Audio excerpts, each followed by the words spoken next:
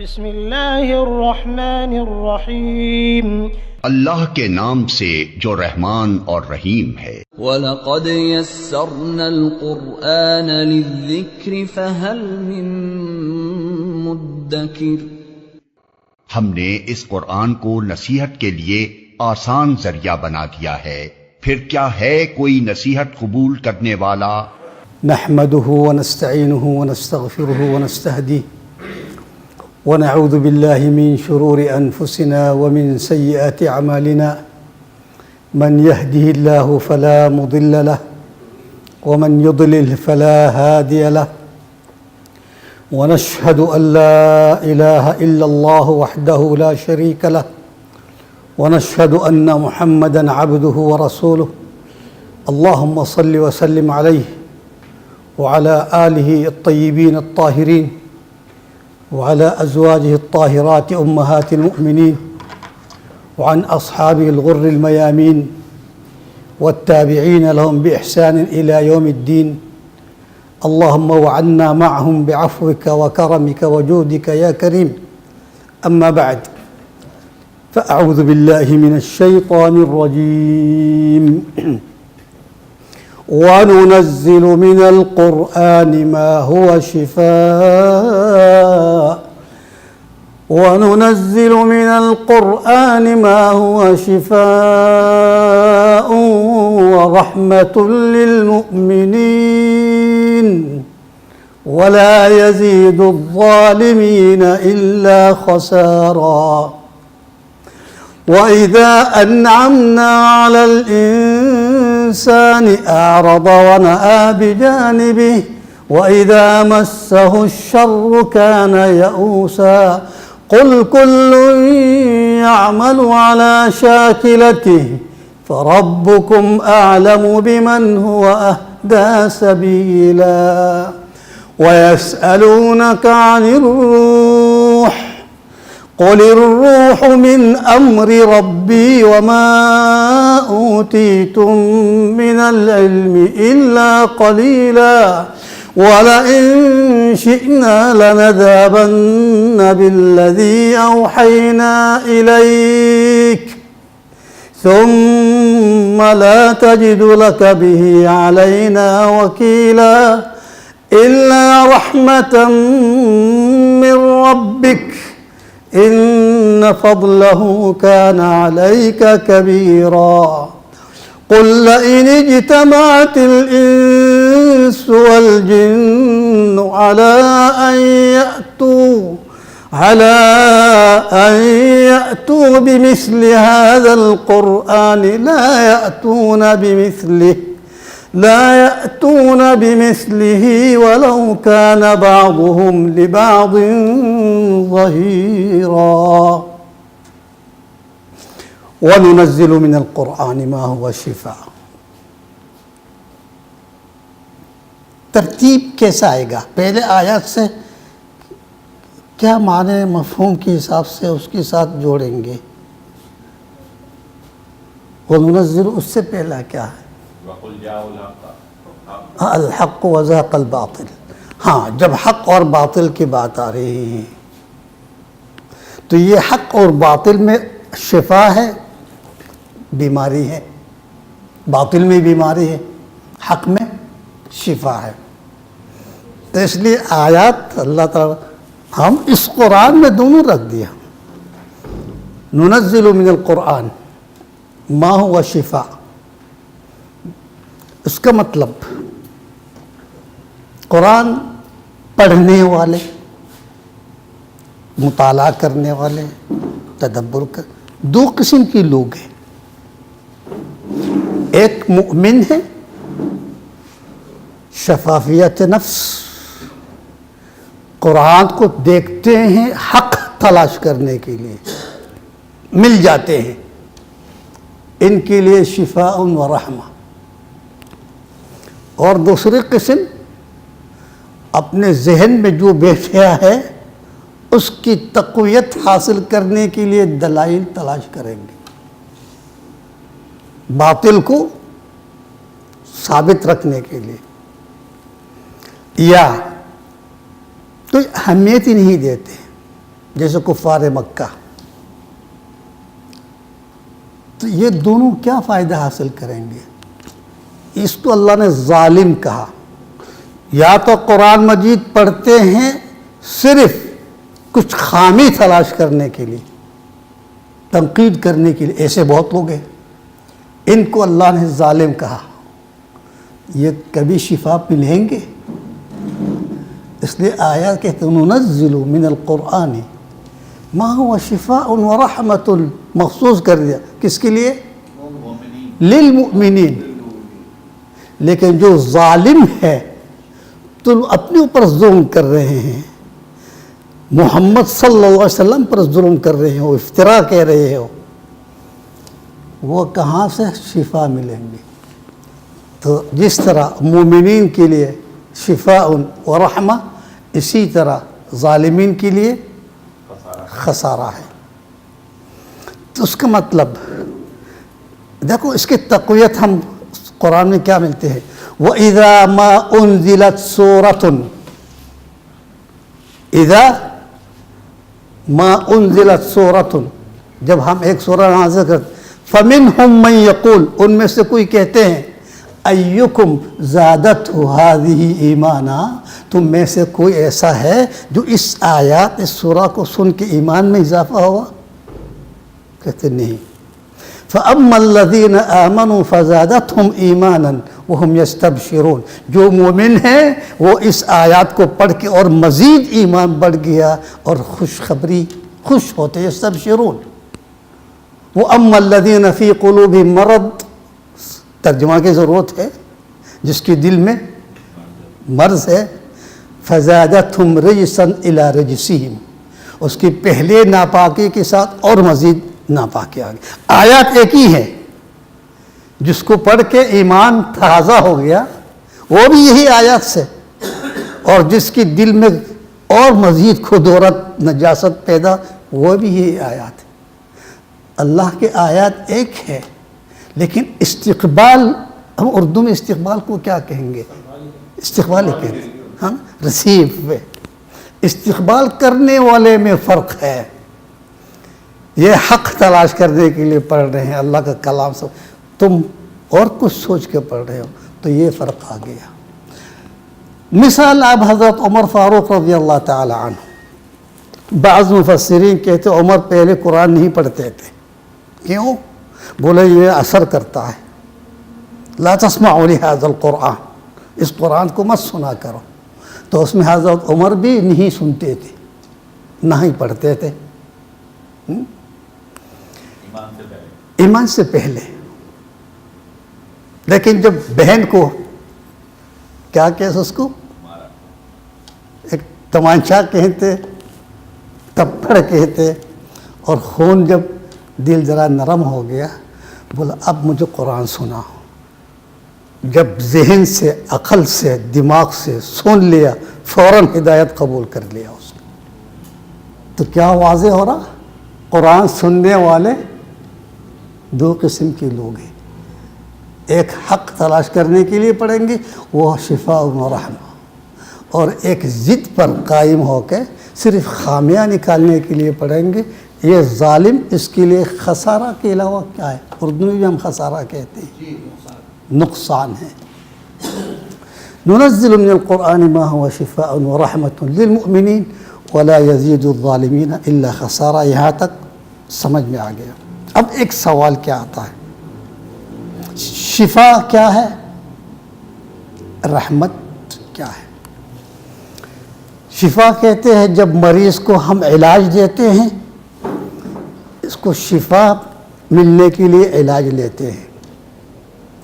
اس کا مطلب قرآن مجید میں مریض کے لیے علاج ہے، شفا. لیکن رحمت کیا ہے؟ مرض سے بچنے کے لیے کیا کرتے ہیں؟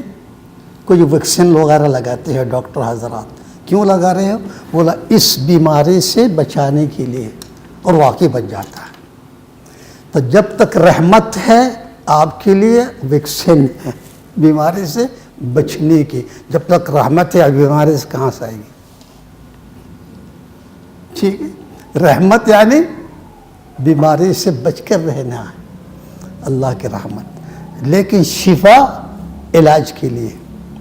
واضح ہو گیا، شفا اور رحمت الگ الگ معنی ہیں۔ اور ایک سوال کیا ہے، روحانی امراض کی علاج ہے قرآن مجید میں؟ نہیں سمجھ؟ روحانی بیماری کیا ہے؟ اس کو معنوی بھی کہتے ہیں، حقد ہے، حسد ہے، بغض ہے، کراہیت ہے، دشمنی ہے، کنجوسی ہے، بہت اوصاف ہے انسان میں، ہے نا؟ اس کو کیا کہیں گے؟ شفا یا بیماری؟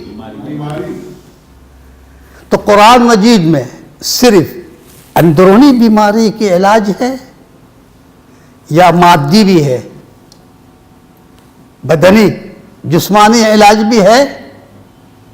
بہت مفسرین اس کو نہیں مانتے ہیں، اختلاف ہے، اور زیادہ مفسرین کہتے ہیں صرف ہے نہیں بلکہ اکید مؤکد ہے، ضرور ہے۔ میں بھی ان کے ساتھ ہوں جو کہتے ہیں قرآن مجید میں جسمانی علاج بھی ہے، صرف روحانی علاج تو ہے اپنی جگہ پر۔ قرآن میں وہ کون سے آیات ہے جو آپ کو اندرونی بیماری اس کے علاج نہیں کر رہی ہیں؟ بھئی اس سورہ اسراء کی ہم سورہ 28 سے 22 تک اگر صرف وہی پڑھ لیں گے آپ کے سارے اندرونی بیماری ختم ہو جائے۔ اب جسمانی بیماری کے علاج دلیل عن ابی سعید الخدری رضی اللہ تعالی عنہ قال، باہر ہم ڈائریکٹ ترجمہ کر دیتا ہوں۔ حضرت ابو سعید خدری رضی اللہ عنہ فرماتے ہیں ایک سفر میں ہم ایک جماعت سفر کر رہے تھے، ایک بستی میں پہنچ گیا،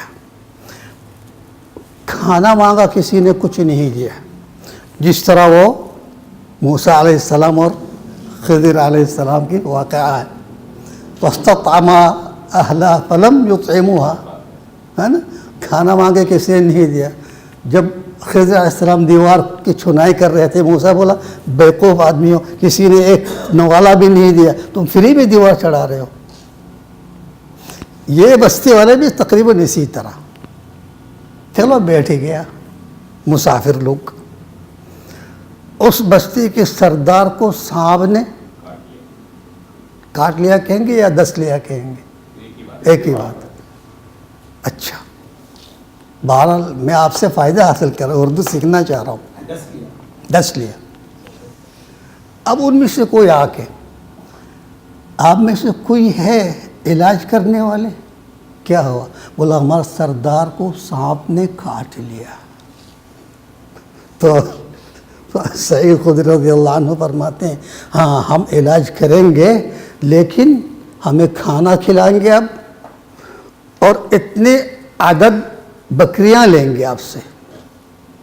سردار سے مشورہ کیا، سردار بولا کہ میں مر جاؤں گا، دے دو نا جو مانگ رہا۔ تو راضی ہو گیا۔ جب راضی ہو گیا، سورہ فاتحہ پڑھ کے پھونک لیا، صحیح ہو گیا۔ کیونکہ صحیح کرنا کن میں ہے، اللہ کے ایک لفظ میں ہے۔ اسباب میں سورہ فاتحہ پڑھ لیا، پھونک لیا، کھانا بھی کھلایا، بکری بھی مل گیا۔ بولا ان بکریوں میں ابھی ہم کچھ نہیں کریں گے جب تک اللہ کے رسول سے پوچھ نہ لے کہ ہمارے لیے جائز ہے یا نہیں۔ جب مدینہ واپس آتے ہیں یہ کہانی رسول صلی اللہ علیہ وسلم کے سامنے رکھ دیا، تو اللہ کے رسول نے کہا ما ادراک انہا رقیہ، تم کو کیسا پتہ چلا کہ یہ رقیہ ہے؟ رقیہ یعنی جھاڑ ہے، شفا ہے۔ بولا سورہ فاتحہ ہے اللہ کے رسول، اس میں نہیں ہوگا کیا؟ بولا ہاں یہ تمہارے لیے حلال ہے، آپس میں بانٹ لو، تقسیم کر لو۔ وَجْعَلُوا لِي سَهْمًا فِي، سہم میرے لیے بھی ایک شعر لگ دو، شعر کہتے ہیں ایک حصہ۔ بخاری کی حدیث ہے ابی سعید الخدری۔ واضح ہو گیا دلیل۔ اللہ کے رسول خود اپنے نواسے حسن اور حسین کو یہی تو پڑھ کے پکتے تھے۔ سے ہوا، ایک لفظ میں اللہ نے شفا رکھ دیا۔ ہمارا استاذ محترم اللہ تعالیٰ رحمت فرمائے ابھی اس دنیا میں نہیں ہے، اس آیات کی تشریح میں ایک طالب علم جس کو ہم ماڈل کہیں گے، کیا کہیں گے، جو زمانہ کے ساتھ ساتھ چلنے والے، کیا کہتے ہیں ان کو آپ لوگ؟ دنیا دار، ماڈل پرست، پتہ نہیں کیا بولتے ہیں، ماڈلنگ، ٹھیک ہے، چلو صحیح تو ہوگی۔ ابھی اس نے کیا کہا؟ بولے استاذ معقول فی کلمہ واحدہ یشفا، کیا یہ معقول ہے ایک لفظ میں شفا مل جائیں گے؟ اس کو یقین نہیں آ رہا۔ میں نے کہا نا ماڈلنگ، تو استاد محترم نے بولا اسکت حمار، ڈانٹ کے کہا اسکت مطلب چپ ہو گدھا تم۔ وہ ایک دم مشتعل ہو گیا، چہرہ سرخ ہو گیا، اپنے کتابیں سمیٹنے لگے نکلنے کے، بولا بیٹھ، میں نے کیا ایک ہی لفظ میں تم اتنے کا بدل گیا؟ پرسکون بیٹھے ہوئے تھے، چہرہ سرخ ہو گیا، غصہ ہو گیا، اٹھ کے کھڑے، میں نے ایک ہی لفظ تو کہا نا، یہ گدھا۔ اتنی تبدیلی آ گئی۔ تبدیلی کیا کیا؟ یعنی اس میں اردو میں نہیں سمجھا سکتا ہوں یار، اتنی متاثر ہو گیا تم۔ ایک لفظ تو کہا میں، اور کیا کہا؟ صرف گدھا کہا۔ جب میں ایک مخلوق ہوں، بشر ہوں، میرے ایک لفظ میں اتنی متاثر تم ہو سکتے ہو، اللہ خالق کے ایک کن میں کیا نہیں ہو سکتا؟ خاموش ہو گئی، ماننا ہی پڑا۔ دیکھو عقل، اسی وقت ایک لفظ کہہ کے اس کو قائل کر دیا۔ جب مخلوق کی باتوں میں ایک لفظ میں اس قدر تاثیر ہے، کتنے نارمل آدمی ایک دم مشتعل ہو کے بھاگنے کے لیے تیار ہو رہا ہے، تو اللہ جل جلالہ جب کہتے ہیں کن صحیح ہو جاؤ، صحیح ہو جائے گا جی۔ تو اس کو مطلب اس آیات میں، قرآن مجید میں روحانی علاج بھی ہے اور جسمانی علاج بھی ہے، اور کچھ ہے سمجھنے کے لیے اس آیات میں۔ جیسے معوذتین میں بھی تو کہتے ہیں کہ وہ رسول اللہ ہی کیا کرتے تھے۔ آپ صرف معوذتین کو کیوں الگ کر رہے؟ وہ قرآن میں ہے یا نہیں ہے؟ بس جب قرآن میں شامل ہے۔ ہاں، قرآن مجید میں کچھ آیات مخصوص، اس کا نام ہے آیات الشفا۔ اگر آپ بولیں گے میں اس کو نوٹ کر کے لے کے آ جاؤں گا۔ 6 آیات ہیں، 6 مقامات میں ہیں، یہ مخصوص آیات الشفا ہے۔ اس کے بعد انعمنا علی الانسان اعرض، یہ مسلمانوں کو ایک سبق اللہ تعالیٰ سکھا رہا ہے۔ بول تم لوگ ایسا نہیں کرو۔ انسان کی طبیعت میں، فطرت میں، جب اس کو ہم انعام اکرام دیتے ہیں، وہ منعم کو بھول جاتے ہیں، دینے والے کے احسان کو بھول جاتے ہیں۔ اس کو ہم کہتے ہیں احسان فراموش۔ ایسے بہت لوگ ہیں۔ تو اللہ تعالیٰ ہمیں اس بیماری سے بچانے کے لیے یہ ہمیں بتا رہا ہے، انسان کو جب میں انعام اکرام سے نوازتا ہوں، اعرض یعنی منہ موڑ لیتے ہیں، اعراض کرتے ہیں، توجہ نہیں دیتے ہیں، پوچھتے نہیں، اعرض۔ وناء بجانبہ، جانب اس کو کہتے ہیں، ترجمہ میں پتہ نہیں کیا ہے، اپنے یہ یعنی لفٹ نہیں دیتے ہیں۔ یہ کب ہوتا ہے؟ ایک مثال دیکھو، باپ اپنا بیٹا کو پورا 1 مہینہ کے جیب خرچ دیتے ہیں، اب وہ پورا مہینہ موڑ کے بھی نہیں دیکھتا ہے باپ کو، کیا لینا ہے بھائی، وہ تو جو دے رہا ہے مجھے دے دیا، پورا 1 مہینہ کے ہے، موڑ کے نہیں دیکھتے ہیں۔ کیوں؟ ضرورت نہیں ہے بھی باپ کی، پورا ہے۔ لیکن ان کو اگر روزانہ جیب خرچ صبح اسکول جاتے ہوئے دیتے ہیں، وہ روز آ کے باپ کے سامنے حاضر ہوگا، روز یاد کرے گا باپ کو. لیکن جب لمشم دے دے تو اس کو یاد کرنے کی ضرورت کیا ہے، چھوڑو، جب ضرورت پڑے گی پھر جاؤں گا. وہ بھی رب ہے، یہ انسان اس گھر کا رب ہے. جب یہ گھر کا رب کے ساتھ یہ سلوک ہوتا ہے، رب العالمین کے ساتھ کیوں نہیں ہو؟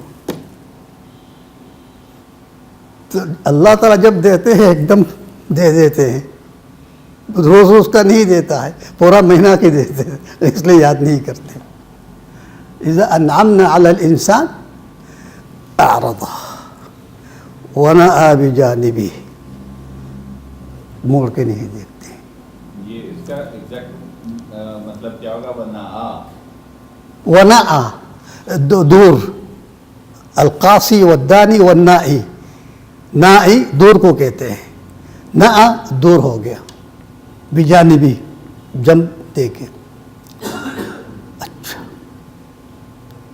وَإِذَا مَسَّهُ الشَّرُّ كَانَ يَئُوسًا، یہاں جب میں ایک دم دے دیتا ہوں وہاں بھی مجھے بول جاتے ہیں، اور جب تنگی دیتا ہوں، پریشانی دیتا ہوں، اس وقت بھی مایوس ہو جاتا ہے. تو میں کیا کروں گا اس بندے کے ساتھ؟ اگر زیادہ دے دیا ابھی احسان فراموش بن جاتے ہیں، اگر رک رک کے دیا پھر بھی وہ خوش نہیں ہوتا. اردو میں مایوس کہتے ہیں، کیا نہ یعوسا. تو مایوس کیوں ہو رہا ہے؟ اگر وہ حدیث قدسی میں ملتے ہیں، تعرف الی اللہ فی الرخاء یعرفک فی الشدہ. حضرت عبداللہ بن عباس کو وصیت کر رہے تھے رسول اللہ صلی اللہ علیہ وسلم جب چھوٹا سا تھا، 8-9 سالہ. بولا اے غلام، یعنی اے بچہ، تم خوشحالی میں اللہ کو یاد کرو، تمہاری پریشانی میں وہ خود تمہیں یاد کرے گا. جب خوشحالی میں اللہ کو نہیں بولتے ہیں تو آپ کی پریشانی میں اللہ تعالیٰ آپ کو بول جائے گا. وہاں پھر پکارنے کی ضرورت بھی نہیں پڑتی آپ کو. یعنی اس کا علاج، تم جب دولت مند ہو، کھاتے پیتے ہیں، صحت مند ہو، عافیت ہے، خوشی ہے، سب کچھ ہے، اس وقت اللہ کے ساتھ رہو. پھر جب آزمائش کی گھڑی جب آ جائے گی پریشانی کی، اللہ تمہارا ساتھ ہو جائے گا، یوں تمہاری پریشانی دور کر دے گا، آپ کو میں احساس نہیں ہوگا. این کرب وما رب، عربی لفظ ہے. جب رب ہے کرب کہاں سے آ جائے گی؟ کرب یعنی پریشانی، غم. ٹھیک، لا کرب مع رب، مع وجود رب. جب رب ہے وہاں کرب نہیں آ سکتا. تو یہ لوگ جب خوشحالی میں اعرضا ونأى بجانبہ، اللہ کو بول گیا، تو پریشانی میں مایوس کیوں نہیں ہوگا؟ کیونکہ تم خوشحالی میں اللہ کو یاد نہیں کیا. آج کیا یاد کرو گے؟ آج یاد کرو گے اتنا جلدی نتیجہ نہیں ملے گا. تم کو سبق دینا ہے. اس لیے یئوس مایوس ہوتا ہے. مقصد کیا ہے؟ ہمیشہ اللہ کو یاد رکھو، خوشحالی میں زیادہ یاد رکھو. کچھ لوگ ہیں خوشحالی میں معصیت تو کرتے ہیں، شراب بھی پیتے ہیں، ہر گناہ کرتے ہیں، لیکن اللہ کو یاد رکھتا ہے. اور کچھ لوگ منہج پر قائم ہیں، ٹھیک، معصیت بھی کرتے ہیں. منہج پر قائم ہونے کے ساتھ ساتھ اگر معصیت بھی چھوڑ دیں گے پھر تو یہی مطلوب ہے ہمارا. پھر تم فرشتہ ہو، انسان نہیں.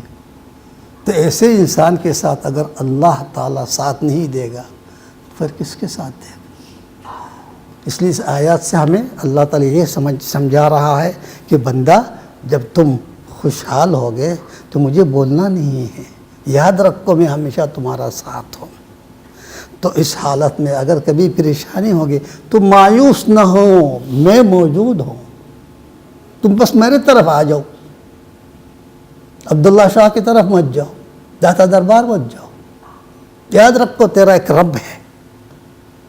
ارے ایک چھوٹا بچہ اس کے سارے ضروریات جب اس کا باپ پوری کرتے ہیں، اس کی ہر غم سے بچاتے ہیں، ہر پریشانی دور کرتے ہیں، کتنا خوش ہے. ایک باپ ہونے کی وجہ سے اتنا خوش ہے، کوئی پریشانی. تمہارا رب العالمین جو موجود ہے اس کو کیوں بھول جاتے ہو؟ رب کو رب مان لو. رب کا مطلب کیا ہے؟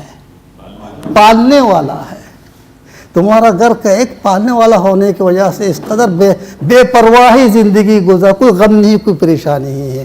جب اوپر والا رب العالمین تمہارا رب ہے تو پریشانی کہاں سے آ گئی؟ اس لیے وَإِذَا مَسَّهُ الشَّرُّ كَانَ يَئُوسًا، ہم انشاءاللہ یئوس نہیں ہوں گے. ہمیں پتہ ہے جو بھی ہو رہا یہ کچھ مصلحت کے تحت ہو رہا. اللہ رب العالمین اپنے بندے سے اس قدر محبت کرتے ہیں جو آپ تصور بھی نہیں کر سکتے ہیں. اس قدر محبت کرنے والا رب آپ کو پریشان نہیں کرے گا. اگر کچھ پریشانی لاحق ہوئے اس میں تمہارے کچھ فائدہ ہے جو حکمت سے خالی نہیں، تم نہیں سمجھ رہے ہو، آگے جا کے سمجھ جاؤ گے. ہم بیماری سے اتنا عرصہ گزر کے آ رہے ہیں، کیا ایسا اللہ تعالیٰ ضائع کر دے گا اس کو؟ کچھ مصلحت ہے، کچھ حکمت ہے. بہت سارے گناہ جھاڑ دیے اللہ نے. پھر یہ بھی دیکھنا چاہ رہا، آزما رہا کہ میرا بندہ مایوس ہو رہا، شکوہ کر رہا یا میرا حمد کر رہا ہے. اتنی پریشانی اٹھا کہ پھر بھی کہتے اللہ تعالیٰ لاکھ لاکھ شکر ہے. تو یہی تو مقصد ہے نا. تو لا ایسے انشاءاللہ ہم یئوس نہیں ہوں گے. قل کل یعمل علی شاکلتہ، کہہ دے انسانی فطرت طبیعت ایک جیسا نہیں ہے. کوئی اچھائی کی طرف مائل ہے، کچھ برائی پسند کرتے ہیں، مختلف لوگ ہیں. قل کل یعمل علی شاکلتہ، جب اس طرح ہے آپ اچھے لوگوں میں سے ہو، وہ برا ہے. اگر اس نے آپ کے ساتھ کچھ بدسلوکی کی آپ کیا کریں گے؟ آپ کی جو طبیعت ہے اسی حساب سے آپ کام کریں گے. اگر آپ بھی مفسد ہے، طبیعت اس طرح ہے، اسی طرح کر لو. لیکن آپ کی طبیعت ان سے مختلف ہے. آپ ہمیشہ اللہ کے ناراضگی سے ڈرتے رہتے ہیں، ہمیشہ وہ کام کرتے ہیں جو کرنے سے اللہ تعالیٰ آپ سے خوش ہوگا. اس لیے صالحین کہتے ہیں اگر کسی نے آپ کے اوپر زیادتی کی، معصیت کیا، اس نے اللہ کی معصیت کی، کس طرح؟ اللہ نے اس کو منع نہیں کیا کسی پر ظلم زیادتی نہیں کرنا، اس نے کر لیا، اس کا مطلب معصیت کیا نا. اللہ کب کہا تھا آپ کو کسی کو ظلم کرنے؟ کسی پر آپ نے کر لیا یعنی معصیت کیا. تو کہتے جس نے آپ کے ساتھ اللہ کی معصیت کی، کم از کم تم اس کے ساتھ اللہ کی اطاعت کرو. نہیں سمجھ میں آ گئی؟ کیا اطاعت کریں؟ اللہ تعالیٰ کہتے فاعفوا واصفحوا والعافین عن الناس واللہ یحب المحسنین. ترجمہ کی ضرورت ہے نہیں، ہے نا. اللہ تعالیٰ معاف کرنے والے کو پسند کرتے ہیں، ان کے ساتھ ہوتے ہیں. آپ کو یعنی اللہ کی اطاعت کرو، ظلم مت کرو، معاف کر دو. اگر اس نے اللہ کی معصیت کی، آپ کو گالی دیکھے، اللہ کی اطاعت کرو، ساری پریشانی سب ختم ہو جائے گی. تم بھی ایسا کرو گے پھر آپ میں اس میں کیا فرق رہے گا. یہاں خلیفہ عباسی ہارون رشید کی ایک واقعہ یاد آ. اور رات کو ہے نا اپنے بیس کہتے ہیں، بیس بدل کے، پوشاک بدل کے وزیر کو ساتھ لیتے تھے. مسرور نامی جلاد باڈی گارڈ نکلتے تھے، گلیوں میں دیکھتے ہیں احوال. حضرت عمر فاروق بھی رات بھر اس طرح کرتا، کون پریشان ہے کون خوشحال ہے، پریشان کو پریشان دور کرتے تھے رضی اللہ تعالی عنہ. تو دیکھا ایک دفعہ ایک گھر میں سے کچھ آوازیں آ رہی تھی. 3 بندے بیٹھ کے شراب پی رہے ہیں، نشہ کر رہے ہیں. تو ایک نے کہا اگر بالفرض ہارون رشید نے ہمیں بولا کہ آپ سے سوال کریں گے، آپ کی تمنا کیا ہے؟ تمنا خواہش. اس نے بولا بھائی مجھے اپنی چاچا زاد بہن سے بہت محبت ہے، رشتہ لے کر گیا تو میرے ماں باپ نے لیکن انکار کر دیا. میں ہارون رشید کو کہوں کہ میری شادی کرا دے اس سے. یہ ہارون رشید سن رہا ہے گیٹ پر. دوسرے نے کہا اگر میرے ساتھ ایسا ہی ہوا میں کچھ جائیداد مانگوں گا, زمین مانگوں گا, جو آئندہ خوشحالی زندگی گزار. اچھا, تیسرے سے خاموش. 3 ہے نا, تیسرا خاموش ہے. آپ کچھ بولتے نہیں. بولے بیوقوف لوگ فضول بات کر رہے ہو. وہ ہارون رشید تمہارے پاس کیوں آئے گا, تم سے کیوں؟ وہ گالیاں شروع کر دیا ہارون رشید پر. وہ عیاشی ہے, اپنے عیاشی میں کب ٹائم فارغ ہوں گے آپ کو بلانے کے لیے. کچھ فضول بات کیوں, اچھی بات ہو. ہارون رشید سن کے اس کا چہرہ سرخ ہو گیا غصے سے. وزیر نے دیکھ لیا, بولا امیر المؤمنین الصباح رباح, صبح خیر ہوگا. یہ لوگ نشے میں ہیں اور ہم کو پہچانتے بھی نہیں, شکل حلیہ بدل کے آیا. ابھی دروازہ کھٹکھٹائیں گے, کیا پتہ کچھ کیا کہیں گے, بدتمیزی ہو. ٹھیک ہے, چلتے ہیں. گھر پتہ چلا ہے, صبح ہم سپاہی کو بھیج دیں گے, وہ لے کے. اچھا ٹھیک. اب صبح سپاہی کو بھیج دیا, فلاں محلے میں فلاں گلی, اس کا وہ 3 بندے اس کو لے کے آ گیا. ٹھیک ہے. تو وہ جس نے بولا تھا میں شادی کر, بولا تم نے کیا کہا تھا؟ بولا میں نے یہ کہا. تو لڑکی کے باپ کو بلوایا. بولا یہ آپ کے بیٹے کی رشتہ لے کے آیا تھا؟ بولا ہاں. کیوں نہیں دیا؟ بولا ماں راضی نہیں ہو رہی تھی. ماں راضی نہیں ہو رہی. بولا اس کو جا کے بولا یہ میرا حکم ہے, اس کی شادی کرا دو. اس میں کوئی عیب ہے, کچھ خامی ہے؟ بولا نہیں, جب میرا حکم ہے. اس کے خواہش پوری ہوئی. دوسرے کو بلایا, تم کیا کہا تھا؟ میں نے یہ کہا. بولا جاؤ اس کو جو مانگ رہے تھے سب دے دو. جائیدادیں دی, زمین دی, نوکر شاکر, بڑے خوش ہے. اب تیسرا سمجھ گیا میں جو کہا تھا وہ بھی سن لیا اس نے. جب ان دونوں کو سن لیا, میرا بھی سن لیا. بولا تم نے کیا کہا تھا؟ خاموش ہو گیا. بولو کیا کہا تھا؟ اب بولا بس میں بہت گالیاں دیا, گالیاں بک رہا تھا. کیوں, میں نے کیا کیا؟ بس بولا بس میری فطرت ایسی ہے, میری اصلیت, میرے منہ سے صرف گالیاں نکلتی ہیں. ہارون رشید سوچ کے بلایا, ان کو لے جاؤ, اس کی منہ کھول کے اشرفیہ سے بھر دو.